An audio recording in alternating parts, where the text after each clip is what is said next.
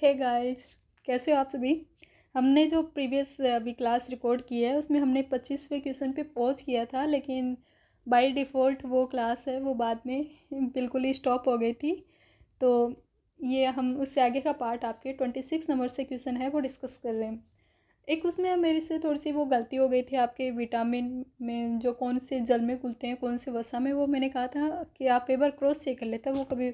तो जो जल में विलेंसिल होते हैं वो आते हैं विटामिन बी और विटामिन सी। वहीं आपको याद रखना, आप वसा में जो विलय होते हैं वो होते हैं विटामिन ए, विटामिन बी नहीं होता, vitamin D, vitamin A, vitamin D, vitamin E और विटामिन के। ये क्या होते हैं, वसा में घुलनशील होते हैं और जल में घुलनशील होते हैं विटामिन बी और सी।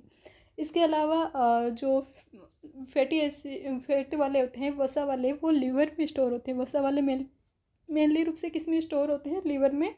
और जल वाले हैं वो लीवर में स्टोर नहीं होते, इसलिए उन्हें डाइट में भी रोज़ाना लेना आवश्यक नहीं है। विटामिन बी 12 है वो लीवर में स्टोर होता है, वो इसका एक अपवाद है। तो ये आपको इसमें विटामिन वाले टॉपिक में याद रखना है कि जो विटामिन बी 12 है उसको छोड़ कर विटामिन बी 12 है वो किस में होता है, आपके लीवर में स्टोर होता है। जबकि अदर जो भी विटामिन है, यानी कि सी वाले या फिर विटामिन बी के भी जो B6 9 वगैरह हैं, तो वो इसमें स्टोर नहीं होते, वो डाइट में रोज़ाना लेना आवश्यक होता है। एंड जो वसा में घुलनशील होते हैं ADE के, वो लीवर में स्टोर होते हैं। ये आपको उसमें याद रखना है। अब 26 नंबर वाला क्वेश्चन हम डिस्कस कर लेते हैं। 26 नंबर के क्वेश्चन में आपसे पूछा गया है कौन सा तत्व है वो रुधिर क्षीणता यानी कि एनीमिया है, इसके लिए उत्तरदायी नहीं है। एनीमिया है, इसके लिए कौन सा कारक है वो उत्तरदायी नहीं है। तो इसमें आंसर जो माना गया ऑप्शन डी, सेलेनियम। सेलेनियम के अधिक सेवन से आपके क्या होते हैं, दस्त होते हैं, थकान, बालों का झड़ना, जोड़ों में दर्द, स्किन प्रॉब्लम, नाखूनों की समस्या या फिर उल्टी, और नसों में जो नर्व पेन है, नर्वस सिस्टम में के रिगार्डिंग जो भी पेन वगैरह हैं वो हो सकते हैं। तो सेलेनियम से क्या हो सकता है, आपके कोई भी हेयर फॉल वगैरह, स्किन प्रॉब्लम, नेल्स प्रॉब्लम वगैरह है वो आपको देखने मिलेगी। इसके अलावा वोमिटिंग वगैरह है, डायरिया वगैरह है, ये सब आपको देखने मिलते हैं। एनीमिया, एनीमिया मेनली रूप से आप मान सकते हो कि B6 से भी एनीमिया होता है, B9 से भी एनीमिया होता है, B12 जो लीवर में होता है उसे पर्सीनियस एनीमिया नामक बीमारी होती है। परनीसियस एनीमिया इस प्रकार से बोलते हैं उसे। और रुधिर क्षीणता के लिए आपके कोबाल्ट, कॉपर और जिंक है वो उत्तरदायी है। एनीमिया जो एनीमिया के रिगार्डिंग जो भी सामान्यतः ये देखा जाता है कि महिलाओं में एनीमिया की कमी होती है, इसलिए उन्हें जिंक की दवाएं दी जाती हैं। मेनली रूप से जो प्रेग्नेंट लेडी होती है उन्हें जो पहले जो आपकी PHC थी, प्राइमरी हेल्थ सेंटर, अब उन्हें वर्तमान में उनका न्यू नेम है वो कर दिया है, येलो उनके कलर करके उनका नाम है वो नया किया है, कुछ स्वास्थ्य भवन या आयुष्मान भवन, इस प्रकार से आयुष्मान भवन या मंदिर नाम से उनको नामांकन है वो किया है। तो वहाँ पर जो प्रेग्नेंट वुमेन होती है उनको जो टेबलेट दी जाती है, जिंक की टेबलेट है वो दी जाती है। तो जिंक है वो क्या होता है, एनीमिया के लिए उत्तरदायी होता है।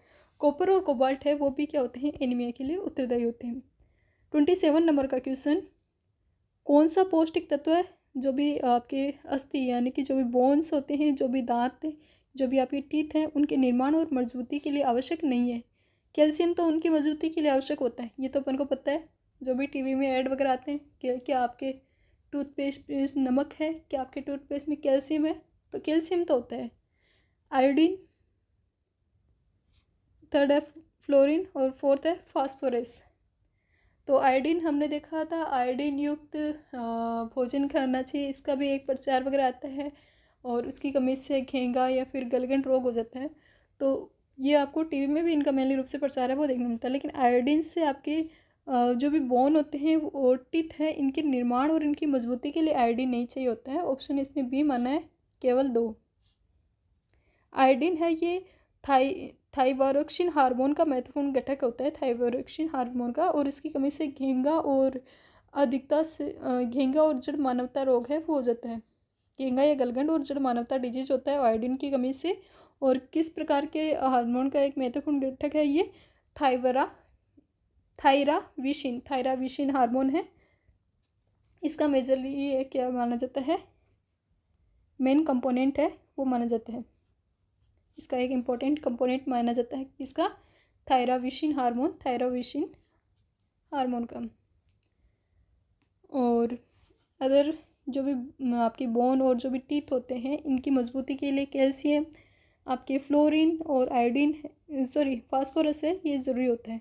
कैल्शियम, फ्लोरीन और फास्फोरस चाहिए होता है। 28 नंबर का क्वेश्चन आपसे पूछा गया है, विभिन्न कथन दिए हुए हैं और सत्य कथन का आपका चयन करना है। पौधे अपने कार्बोहाइड्रेट, प्रोटीन और विटामिन स्वयं बनाते हैं।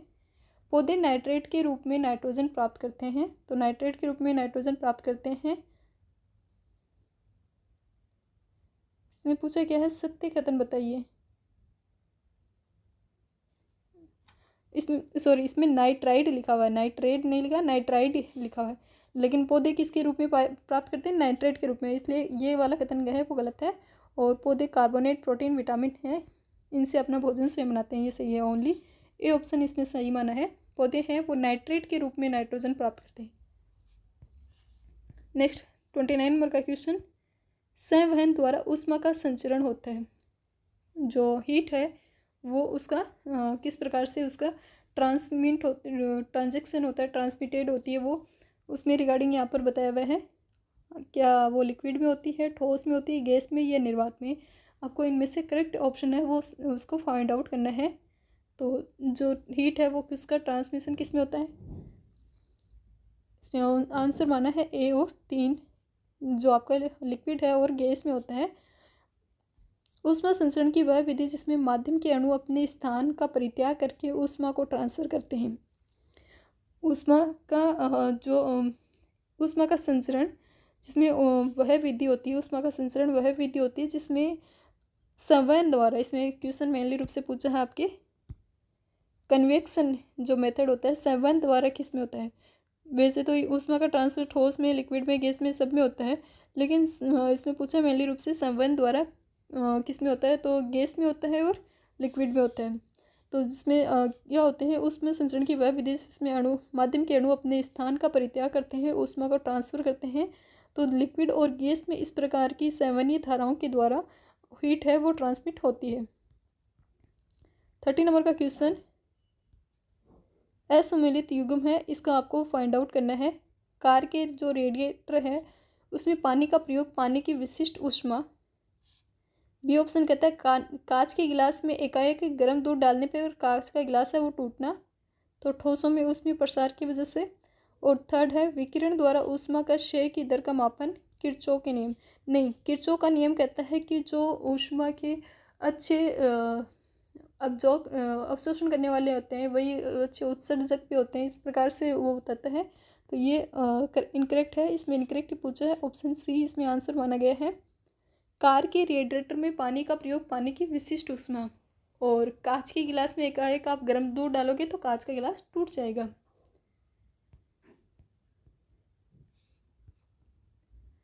तो इसमें एक तो ए ऑप्शन है वो इम्पोर्टेंट होता है, कार के रेडिएटर है उसमें पानी का प्रयोग किसके लिए, पानी की विशिष्ट ऊष्मा, इसके रिगार्डिंग ये एक पॉइंट इम्पोर्टेंट है। विकिरण द्वारा ऊष्मा हानि की दर का मापन है वो किस में किया जाता है, स्टीफेन द्वारा, ये भी इम्पोर्टेंट है। विकिरण द्वारा विकिरण है जो आपकी रेडिएशन है उसके द्वारा जो भी आपकी लॉस होती है, हीट होती है, लॉस होती है, measurement of rate of loss of heat. तो जो हीट की लॉस होती है उसका मेजरमेंट किसके माध्यम से किया जाता है, स्टीफेन के माध्यम से, स्टीफेन है इसके माध्यम से किया जाता है। बोल्ट्जमैन विकिरण का कानून है, बोल्ट्जमैन क्या है, विकिरण से रिगार्डिंग कानून आपको देखने मिलेगा, ये इंपॉर्टेंट है क्वेश्चन। और किरचॉफ का लॉ किसके रिगार्डिंग है, करंट और वोल्टेज के अज्ञात मूल्य की गणना के लिए किया जाता है। किरचॉफ का लॉ है इसका यूज किस में किया जाता है, करंट और वोल्टेज के अज्ञात वैल्यू की गणना है, कैलकुलेशन है वो ज्ञात करने के लिए किया जाता है। मेनली रूप से जहाँ तक मुझे याद आ रहा है किरचॉफ वाला लॉ ये कहता है कि जो ऊष्मा के अच्छे एब्जॉर्ब करने वाले वही अच्छा उत्सर्जक वाले होते हैं, और इसका यूज यहाँ पर बताया हुआ है करंट और वोल्टेज में अज्ञात वैल्यू की गणना के लिए। रेडिएशन का कानून है वो होता है बोल्ट्जमैन, और विकिरण द्वारा ऊष्मा हानि की दर है उसका मापन स्टीफेन के माध्यम से निर्धारित किया जाता है। 31 नंबर का क्वेश्चन, किसी भी लिक्विड पर दाब बढ़ाने पर क्या होता है? तो लिक्विड है उस पर दाब बढ़ाओगे तो उसका क्या होगा? क्वथनांक है, बॉइलिंग पॉइंट है, वो बढ़ जाएगा। प्रेशर बढ़ाते हैं, प्रेशर है उसको बढ़ाते हैं तो आपके बॉइलिंग पॉइंट है वो बढ़ जाएगा और उसका जो फ्रीजिंग पॉइंट है, सॉरी गलनांक वाला पॉइंट है वो घट जाएगा, गलनांक कम हो जाएगा, बॉइलिंग बढ़ जाएगा। इस क्वेश्चन की व्याख्या देंगे, बी ऑप्शन इसमें सही माना है। वह ताप जिस पर एक लिक्विड है उसकी वाष्प अवस्था में परिवर्तित होता है क्वथनांक कहलाता है। उदाहरण, प्रेशर कुकर में खाना क्वथनांक बढ़ने के कारण जल्दी बढ़ता है, पकता है। तो जब दाब बढ़ाओगे प्रेशर है वो बढ़ाया जाता है लिक्विड पे, तो बॉइलिंग पॉइंट है वो इंक्रीज हो जाता है, क्वथनांक बढ़ जाता है और उसकी वजह से आपको देखने को मिलता है कि जो प्रेशर कुकर है उसमें खाना जल्दी पकता है। वहीं जब आप हाइट पर जाते हो, हाइट पर क्या होता है, दाब कम लगता है, जो वायुमंडलीय दाब है उसमें आपको कमी देखने मिलती है, लगभग 1 डिग्री में लगभग 167 या ऐसे कुछ कमी है, वो वायुमंडलीय दाब में कमी आती है हाइट पर जैसे जैसे बढ़ते हो आप। तो ये मेरे को करेक्ट इसमें अभी जो अमाउंट है वो पता नहीं है, आप क्रॉस चेक कर लेना इसको। और तो जैसे आप हाइट पर जाते हो तो आपके भोजन इसीलिए क्या आता है, देरी से पकता है, वायुमंडलीय दाब में कमी की वजह से। 32 नंबर का क्वेश्चन, मोबाइल चार्जर किस प्रकार का एक उपकरण आपको देखने मिलता है? तो मोबाइल चार्जर है एक प्रकार का ट्रांसफॉर्मर। एक मोबाइल चार्जर एक प्रकार का अपचाई ट्रांसफॉर्मर है जो उच्च विभव की जो लो वोल्टेज की धारा आती है उसको निम्न विभव की उच्च प्रत्यावर्ती धारा में चेंज करता है।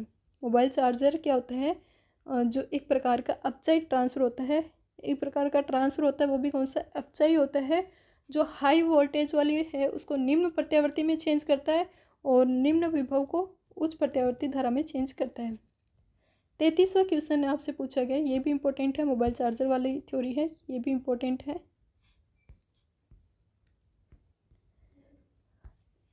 नेक्स्ट क्वेश्चन में आपसे पूछा गया है, कार्बोहाइड्रेट में मेन सोर्स में क्या शामिल नहीं है? जैसे हम पढ़ते हैं ना, जो आपके हेल्थ वाला टॉपिक अब जब भी हम पढ़ते हैं तो उसमें हम देखते हैं मेन जो होते हैं CHO, कार्बन, आपके कार्बोहाइड्रेट है वगैरह है, तो उसमें मेन जो होते हैं भोजन के आवश्यक सोर्स में जिन्हें मानते हैं, तो उसमें आपसे पूछा गया कार्बोहाइड्रेट के रिगार्डिंग, तो कार्बोहाइड्रेट का कौन सा प्रमुख सोर्स नहीं है? गेहूँ होते हैं, केला भी है, दाल भी है, गन्ना, दाल नहीं माना इसमें, ऑप्शन सी। कार्बोहाइड्रेट के मेन सोर्स में केला माना है, अनाज है और चीनी है, दाल नहीं है। दाल किसका है? प्रोटीन का सोर्स है। दाल किसका सोर्स है? प्रोटीन का होता है, दाल से हमें प्रोटीन प्राप्त होती है। गेहूँ, केला और चना से हमें क्या प्राप्त होता है? कार्बोहाइड्रेट प्राप्त होता है। तो जो मेनली रूप से आपके कार्बोहाइड्रेट होते हैं उसको हमने देख लिया, उसका सोर्स देख लिया। कार्बोहाइड्रेट है वो उसमें हमने ये भी देख लिया, CHO से मिलकर बने होते हैं, कार्बन हाइड्रोजन ऑक्सीजन वाले। और दाल है वो प्रोटीन का एग्जाम्पल है, और प्रोटीन वाले में CHO के साथ क्या और ऐड हो जाता है? नाइट्रोजन है वो भी ऐड हो जाता है। तो मसल्स में इस प्रोटीन है इसका कहाँ पर ये स्टोर होती है? मसल्स में होती है। और कार्बोहाइड्रेट है वो कहाँ पर स्टोर होते हैं? आपके ग्लाइकोजन के रूप में लीवर में होते हैं। तो जैसे ही हमें एनर्जी की आवश्यकता होती है तो सबसे पहले ग्लाइकोजन से हमें ग्लूकोज प्राप्त होता है, ग्लूकोज को चेंज होता है विटामिन के रूप, उससे हमें एनर्जी प्राप्त होती है। सबसे पहले कार्बोहाइड्रेट है उससे होती है, और उसके बाद में आपके प्रोटीन और वसा से होती है, वसा से मैक्सिमम होती है। और वसा है वो आपकी स्किन में, लीवर में स्टोरेज होती है। प्रोटीन है वो मसल्स में, और कार्बोहाइड्रेट ग्लाइकोजन के रूप में संग्रहित है वो होती है। तुरंत एनर्जी चाहिए तो कार्बोहाइड्रेट लो। और मेनली रूप से 4.2 किलो कैलोरी है वो होती है कार्बोहाइड्रेट, और वसा इससे डबल होती है, 9.2 कैलोरी की अराउंडिंग होती है। तो कार्बोहाइड्रेट के रिगार्डिंग हमने बात की। साथ ही कार्बोहाइड्रेट की जब बात आई गई है तो एक और पॉइंट इसमें इंपॉर्टेंट होता है कि जो कार्बोहाइड्रेट होते हैं वो मैक्रो होते हैं। मैक्रो जो न्यूट्रिशंस के एग्जांपल होते हैं, मैक्रो न्यूट्रिशंस के एग्जांपल माने जाते हैं, बायोफ्यूल होते हैं, ये बॉडी को एनर्जी प्रदान करने के कार्य है वो करते हैं। वहीं दाल इसमें आई आपके प्रोटीन वगैरह में। प्रोटीन भी वही होते हैं, माइक्रो न्यूट्रिएंट्स ही होते हैं, बायोफ्यूल का एग्जांपल होते हैं, एनर्जी इनसे भी प्राप्त होती है। तो कार्बोहाइड्रेट, प्रोटीन और वसा तीनों मैक्रो होते हैं। जबकि आप विटामिन खनिज की बात करोगे तो वो कैसे होते हैं, माइक्रो होते हैं, माइक्रो न्यूट्रिएंट्स होते हैं, खनिज वगैरह वो माइक्रो होते हैं, बायोफ्यूल नहीं होते हैं, और उनसे कोई भी किसी भी प्रकार की एनर्जी है वो भी प्राप्त नहीं होती। 34 नंबर का क्वेश्चन आपसे पूछा गया है, किस खाद्य सोर्स में प्रोटीन की मात्रा सबसे ज़्यादा पाई जाती है। तो प्रोटीन सबसे ज़्यादा तो मछली वाले में मिलता है। इसके अलावा यहाँ पर ऑप्शन के अकॉर्डिंग पनीर, दूध, मांस, सोयाबीन, तो सबसे ज़्यादा फिर सोयाबीन, डी ऑप्शन इसमें सही है। प्रोटीन है वो पनीर, मीट, दूध की तुलना में सोयाबीन में प्रोटीन है, इसकी मात्रा है वो अधिक पाई जाती है। प्रोटीन की मात्रा किस में पाई जाती है, सोयाबीन में अधिक है वो पाई जाती है।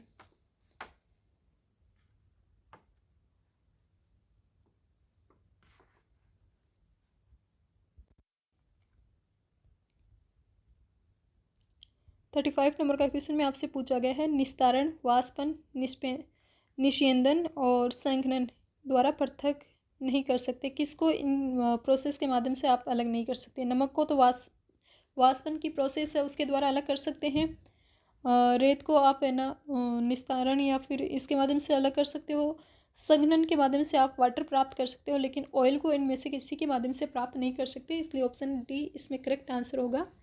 और इस क्वेश्चन की व्याख्या देखने पर हमें पता चलता है कि सेटिंग, वाष्पीकरण, निस्पंदन और संघनन द्वारा ऑयल को अलग नहीं किया जा सकता। 36 नंबर का क्वेश्चन, जलवाष्प के पुनः द्रव अवस्था में परिवर्तित होने की क्रिया को क्या कहा जाता है। जो वाटर वेपर है वो वापस संघनन होकर, यही क्वेश्चन यहाँ पर पूछा है संघनन वाला, तो इसमें हम जल को संघनन द्वारा पृथक करते हैं, और यहाँ पर वापस वो वाटर वेपर के रूप में है, तो उसको किसके माध्यम से, किस प्रोसेस से वापस प्राप्त करते हैं, तो संघनन, ऑप्शन ए। वायु में उपस्थित जो जलवाष्प होती है उसको लिक्विड में किससे किया जाता है, संघनन से। और जो पेट्रोल वगैरह जब हमने बात की तेल वाली, तो ये प्रभाजी आसवन विधि है, उसके माध्यम से अलग किए जाते हैं। प्रभाजी यहाँ पर लिखा हुआ नहीं है, प्रभाजी आसवन मेथड है आई थिंक, ये इसका नाम है, तो इसके माध्यम से तेल वगैरह है इसको अलग किया जाता है। 37 नंबर का क्वेश्चन है, यहाँ पर आपसे पूछा गया कौन सा विकल्प है वो चयन करना है, सही करना है। केवल रासायनिक, जिनमें रासायनिक केमिकल चेंज होता है, तो दूध से दही बनता है, केमिकल चेंज है। अगरबत्ती जलती है, केमिकल चेंज है। मोमबत्ती पिघलना नहीं है, भौतिक परिवर्तन। और लोहे में जंग, केमिकल चेंज है। 1, 3 नहीं है, 3 जिसमें भी है उनको हटा दे तो सी ऑप्शन इसमें सही है। रासायनिक परिवर्तन के रासायनिक गुणों में परिवर्तन होने से रासायनिक परिवर्तन होता है। रासायनिक जो चेंज हो गया तो वापस हम मूल पदार्थ को प्राप्त नहीं कर सकते। आप ऐसे मान लो, जिसमें मेजर मूल पदार्थ प्राप्त कर सकते हैं वो भौतिक परिवर्तन है, वापस मूल पदार्थ प्राप्त नहीं कर सकते वो रासायनिक परिवर्तन होता है। जैसे कि एग्जाम्पल, दूध से दही बन गया तो वापस दही से दूध थोड़ी बना सकते हैं। अगरबत्ती जल गई तो वापस उस जली हुई राख होती, या फिर जो भी बोले, जो भी इसे बोला जाता है ऑफिशियल नेम, तो उसको वापस अगरबत्ती में चेंज ट्रांसफ़र थोड़ी कर सकते हैं। तो किसी भी चीज़ के जलने पर रासायनिक परिवर्तन होता है, और मोमबत्ती के पिघलने पर रासायनिक परिवर्तन ना होकर क्या होता है, भौतिक परिवर्तन होता है। और लोहे का जंग लगने पर क्या होता है, रासायनिक परिवर्तन होता है। जंग लगे हुए लोहे को वापस उसी फॉर्म में थोड़ी चेंज कर सकते हैं। 38 नंबर का क्वेश्चन, विभिन्न गुण द्रम हैं, उनसे संबंधित पदार्थ की अवस्था का चयन करना है। आपको पदार्थ की अवस्था पता है, ठोस होती है, द्रव होती है, गैस होती है, प्लाज्मा अवस्था होती है। एक बोस आइंस्टीन मेथड भी दिया हुआ था, तो बोस आइंस्टीन मेथड वाली ठोस, द्रव, गैस और प्लाज्मा 5 पदार्थ की अवस्थाएं मेनली रूप से बताई जाती है, और इनमें से आपको इन विशेषताओं के आधार पर चयन करना है। फर्स्ट बताया हुआ है, इसके अंतर्गत पदार्थ के कण आयनित गैस के रूप में होते हैं। नियोन बल्ब में इसका प्रयोग किया जाता है। मेनली रूप से प्लाज्मा अवस्था होगी ये ऑप्शन इसमें सही है। प्लाज्मा अवस्था में क्या होता है, एक गर्म आयनित गैस है। सकारात्मक रूप से इसमें परिवर्तित आयनों और नकारात्मक रूप से आवेशित इलेक्ट्रॉन है, उनकी लगभग संख्या समान होती है।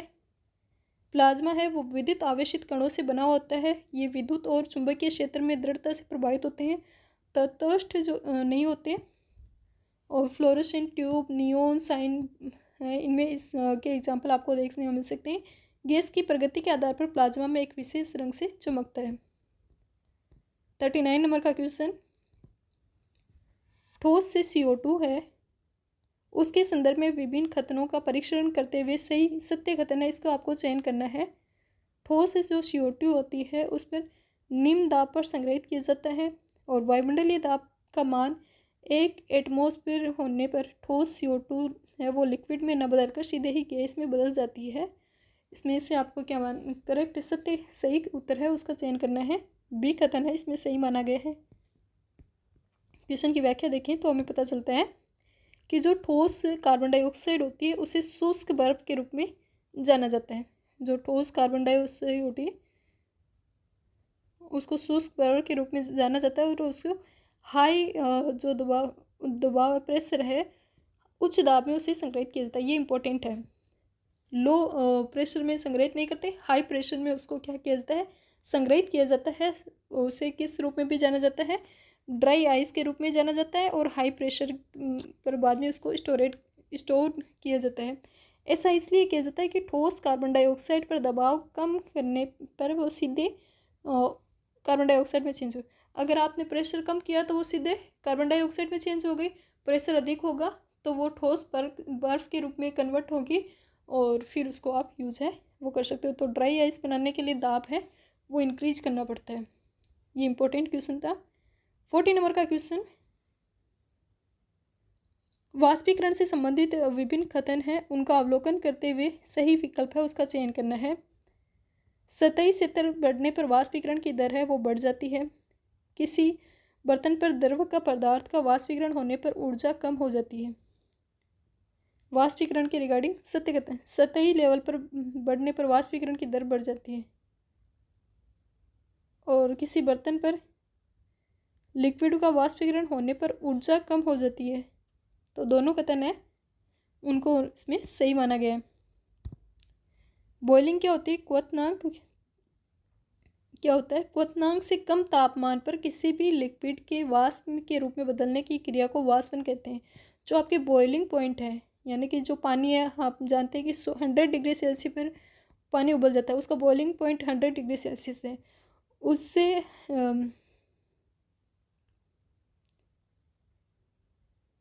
कम ताप पर किसी लिक्विड को वाष्प के रूप में चेंज करने को वाष्पन कहते हैं। आई थिंक उससे अधिक होना चाहिए, इसको आप एक बार क्रॉस चेक कर लेना।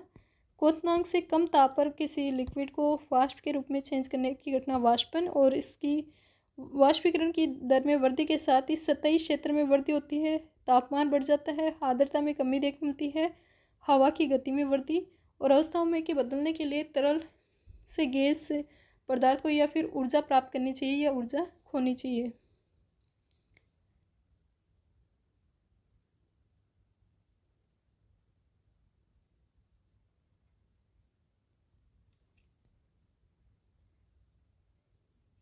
The phenomena of charge of liquid into vapor at any temperature below its boiling point is called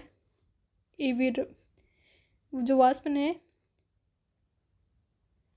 और इसकी जो विभिन्न बताई गई है सरफेस जो एरिया है उसकी वजह से वृद्धि वगैरह, टेम्परेचर में वृद्धि, तो इवेपोरेशन वगैरह है, इसकी रिगार्डिंग यहाँ पर डिटेल से जानकारी है वो कवर की गई है। इसको क्रॉस चेक कर लेना एक बार आप वापस से। परिभाषा मेरे को थोड़ी सी अजीब लग रही है। बॉइलिंग है, क्वथनांक है, उससे कम पॉइंट ताप वाली, थोड़ा सा डाउटफुल लग रहा है। 41 नंबर का क्वेश्चन, फ्लोरोसेंट ट्यूब में कौन सी गैस होती है। फ्लोरोसेंट ट्यूब में मेनली रूप से हीलियम होती है। ट्यूबलाइट वगैरह फ्लोरोसेंट ट्यूब है उनमें ये हीलियम गैस यूज़ की जाती है। हीलियम एक प्रकार की अक्रिय गैस है, हीलियम। और हीलियम है इसका अदर यूज़ में आपको देखने को मिलेगा कि जब गोताखोर है वो पानी के नीचे जब भी गोताखोर वर्क करते हैं तो वो ऑक्सीजन के साथ हीलियम प्लस नाइट्रोजन का कुछ पार्ट है वो उनके गैस सिलेंडर में भरा हुआ होता है, उनके श्वास की बेटर तरीके से वर्क वगैरह कर सके, इसलिए इसका यूज़ है वो किया जाता है। तो इसके अदर यूज़ भी आप एक बार क्रॉस चेक कर लेना। आई थिंक हीलियम का यूज़ उसमें भी होना चाहिए, जो वायुयान वगैरह है उनमें भी, जो उनके टायर वगैरह होते हैं उनमें जो भरने के लिए है वो भी हीलियम ही यूज़ की जाती है। एंड जो गुब्बारे वगैरह होते हैं आपके, जो गुब्बारे वगैरह होते हैं उनमें भी शायद तक हीलियम गैस है, इसी को यूज़ किया जाता है। जो भी आपकी एरोप्लेन है उसके जो भी टायर वगैरह हैं उनमें भी मेनली रूप से हीलियम गैस है, यही यूज़ की जाती है। ये हमारी एरोप्लेन हो गई। नेक्स्ट क्वेश्चन हम देखते हैं विटामिन के रिगार्डिंग। विटामिन के रिगार्डिंग 42 नंबर का क्वेश्चन आपको दिया हुआ है और पूछा सुमेलित कौन सा नहीं है। विटामिन के फाइलोक्विनोन, विटामिन के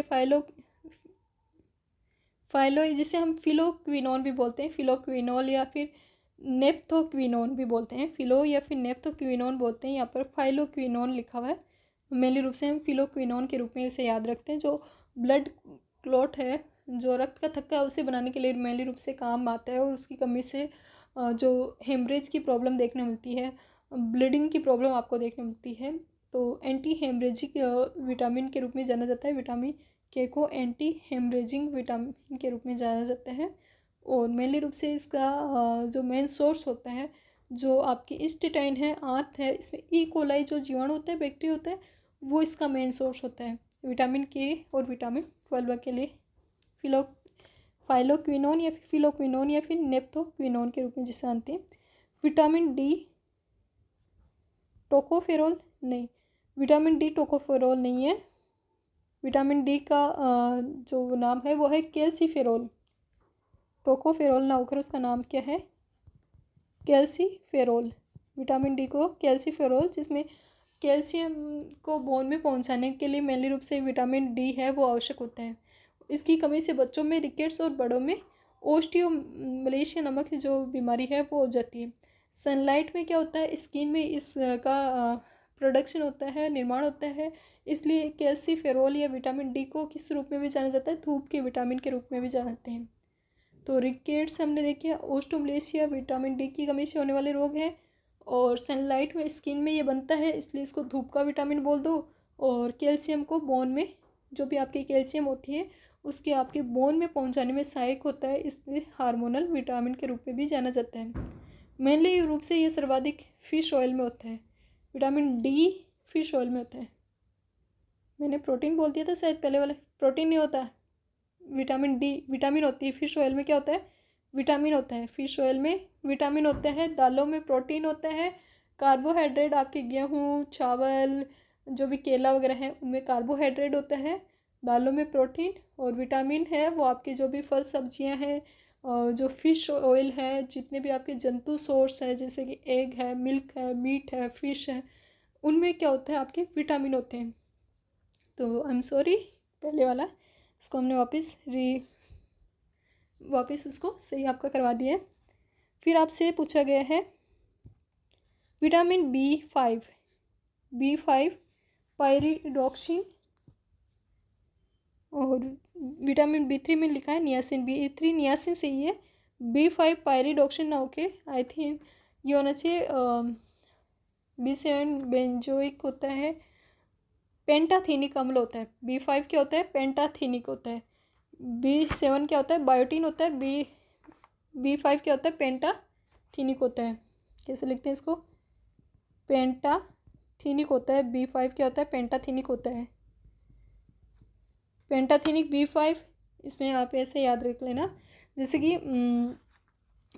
इनके विटामिन के नाम, vitamin A retinol, D calciferol, और फिर डी के बाद में ये के फाइलोक्विनोन, ई होता है, एक विटामिन ई होता है, टोकोफेरोल,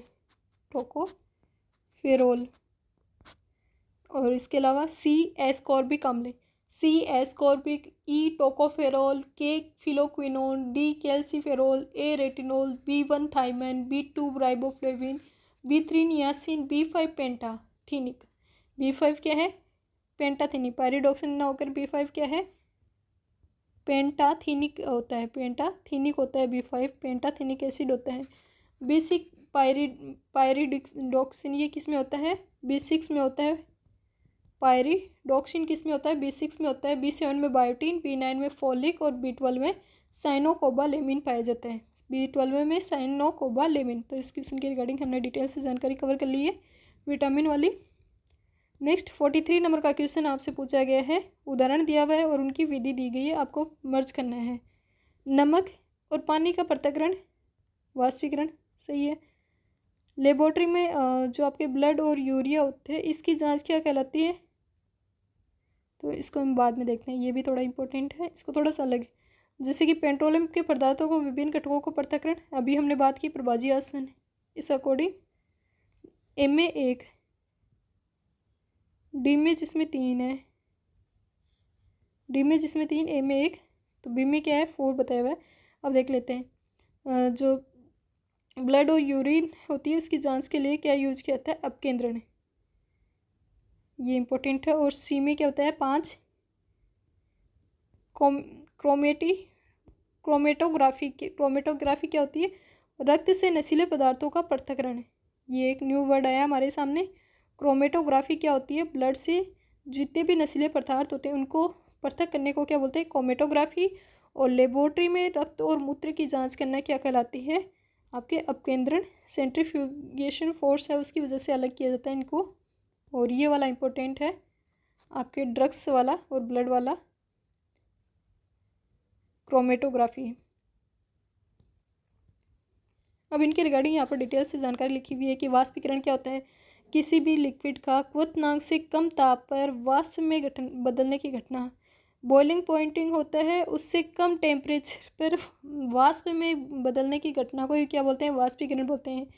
और क्रिस्टलीकरण क्या होता है? क्रिस्टलीकरण से एक जटिल प्रक्रिया है जिसके माध्यम से ठोस रूप, जहाँ पर परमाणु अणुओं को क्रिस्टल नामक संरचना में दृढ़ता से पैक किया जाता है, क्रिस्टलीकरण कहते हैं। एक प्रकार की रासायनिक प्रक्रिया है, ठोस तरल पृथक्करण की तकनीक है। फिर है फ्रैक्शनल डेस्टिलेशन। फ्रैक्शनल डेस्टिलेशन क्या होता है? एक प्रकार की डेस्टिलेशन है और मिश्रण तरल पदार्थों को इसमें अलग किया जाता है। जो मिक्स तरल पदार्थ होते हैं उनको अलग किया जाता है, किसके माध्यम से? फ्रिक्शनल के माध्यम से। फ्रिक्शनल से जो मिक्स होते हैं उनको अलग किया जाता है, डेस्टिलेशन। प्रक्रिया में बार बार आश्वासन संघनन शामिल होता है और मिश्रण को आमतौर पर घटक भागों में अलग किया जाता है। फिर आता है सेंट्रीफ्यूगेशन फोर्स। दही से मक्खन को अलग करने की तकनीक यही होती है, सेंट्रीफ्यूगेशन फोर्स। और क्रोमेटोग्राफी क्या होती है? इसमें क्रोमेटोग्राफी कॉम्प्लेक्स के पृथक्करण और शुद्धिकरण और परीक्षण की तकनीक होती है। क्रोमेटोग्राफी क्या होती है? पृथक्करण, शुद्धिकरण और परीक्षण की टेक्निक होती है।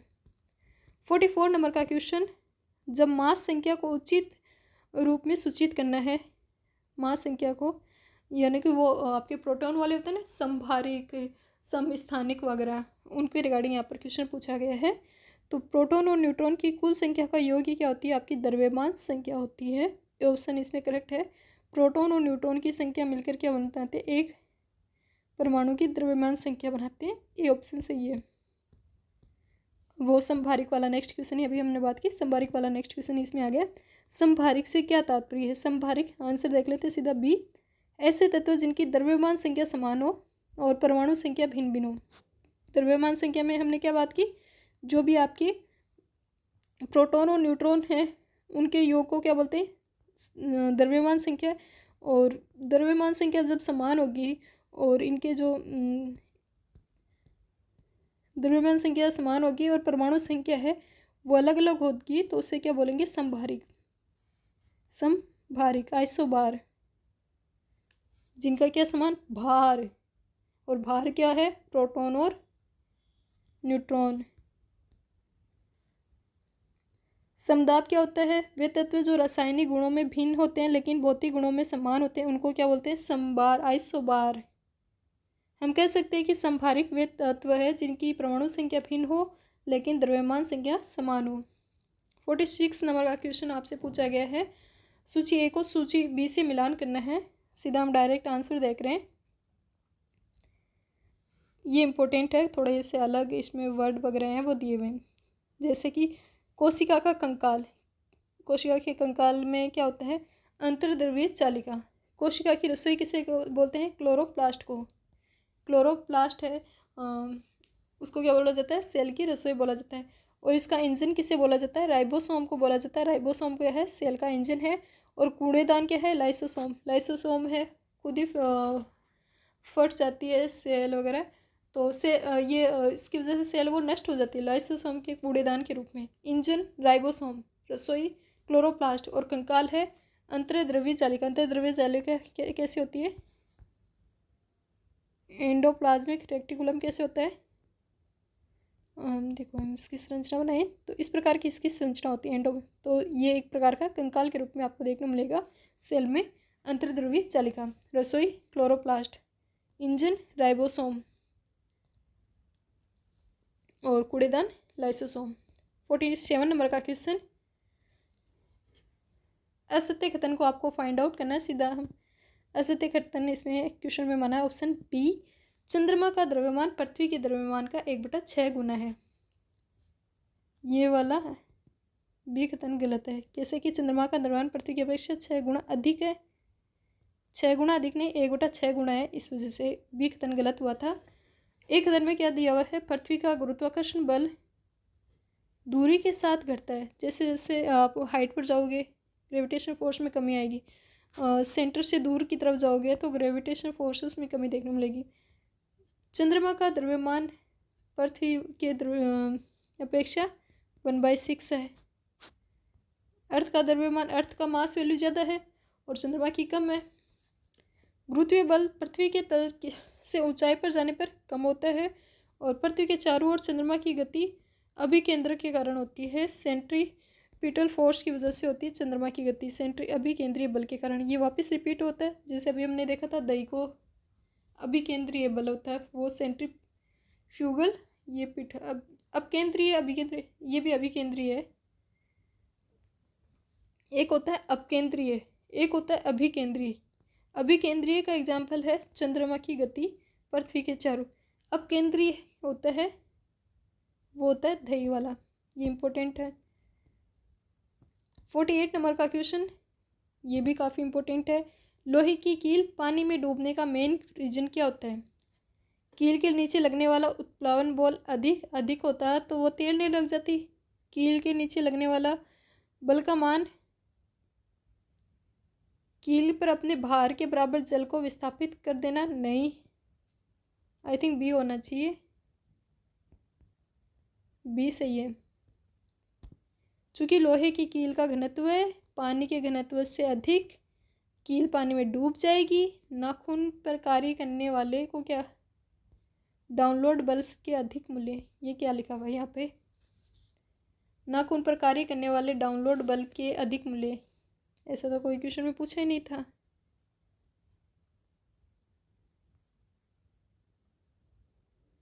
लोहे में नहीं, क्वेश्चन में पूछा है लोहे की कील पानी में क्यों डूब जाती, तो कील पर नीचे की ओर लगने वाला बल का मान अधिक है और उसका घनत्व पानी के घनत्व से अधिक होता है, इस वजह से वो डूब जाती है। 49 नंबर का क्वेश्चन, एक रबड़ बैंड को खींचने पर उत्पन्न ऊर्जा निम्नलिखित में से किस ऊर्जा से संबंधित है।